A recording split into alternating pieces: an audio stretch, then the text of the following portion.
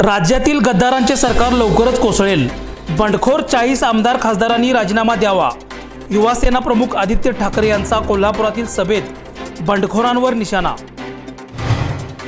बंडखोरांमधील काही जणांना फसवून नेण्यात आलं. त्यांच्यासाठी मातोश्रीचे दरवाजे अजूनही खुले. शिवसेना नेते आदित्य ठाकरे यांची बंडखोरांना पुन्हा एकदा साथ. जिल्ह्यातील 3.5 गद्दारांना गाडायचं आहे. शिवसेना खासदार विनायक राऊत यांचे बंडखोरांवर कोल्हापुरात टीकास्त्र. येत्या लोकसभा निवडणुकीत भाजपचे 400 जागा जिंकण्याचे लक्ष्य. कोल्हापूर हातकणंगलेवर लक्ष केंद्रित करणार. माजी मंत्री चंद्रशेखर बावनकुळे यांचं कोल्हापुरात वक्तव्य. महापालिका आरक्षणा